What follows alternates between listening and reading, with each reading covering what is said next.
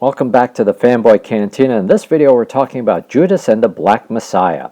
Judas and the Black Messiah premiered at Sundance 2021, and I was lucky enough to catch one of the screenings. I know we often talk about Star Wars and the MCU on this channel, but just wanted to share some thoughts about this film.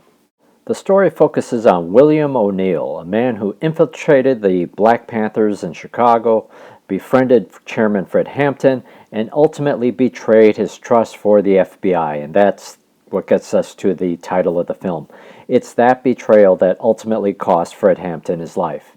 In the Sundance Q&A, director Shaka King spoke to the film being pitched to him by the Lucas brothers as kind of The Departed meets COINTELPRO.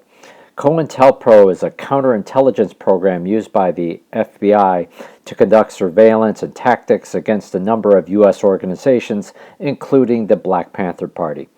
I think that characterization about how it's like The Departed or Infernal Affairs is used as a plot device to draw you in and learn more about Fred Hampton and the history of the Black Panther Party. As the director said, we know more about how Fred Hampton died than how he lived. The death of Fred Hampton is referenced in another recent movie, The Trial of the Chicago 7. Daniel Kaluuya gives a brilliant performance as activist Fred Hampton, blending the fire and inspiration in public with the softer side as seen with his girlfriend Deborah Johnson. When Kaluuya is on the screen, he is captivating, whether in his words, his eyes, his presence. But the real focal point of the film is on Lakeith Stanfield's William O'Neill, the small criminal turned FBI informant and infiltrator into the Black Panther Party.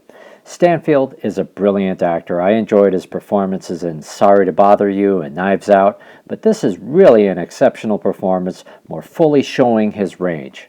Dominique Fishback is an absolute delight as Deborah Johnson. Fishback's performance is key to delivering more texture and nuance to Fred Hampton versus what's left in his speeches and in the history books.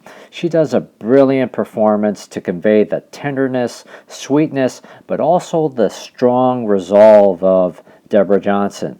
And that culminates in the conclusion of the film, and according to the Q&A, it demonstrates the same resolve that the real-life Deborah Johnson demonstrated in that final moment.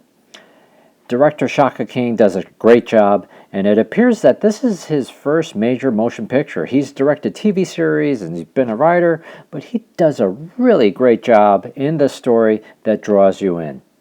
What I do not know is how close to reality this film is. It does say inspired by true events. Certain events certainly feel real and seem to be true reflections of history, but as for the overall film, I do not know how close to reality it is.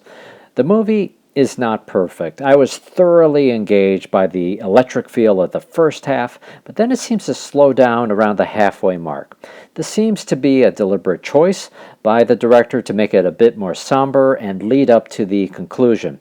I'm not quite sure what it is, but something felt just a little bit off before it picked up again.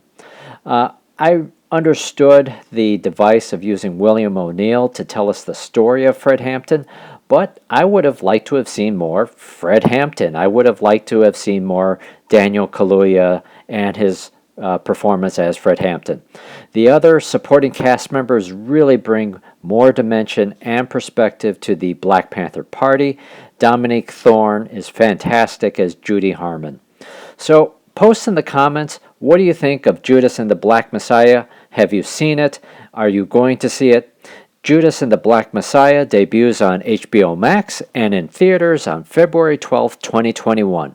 If you watched The Trial of the Chicago 7, I definitely would encourage you to watch this film.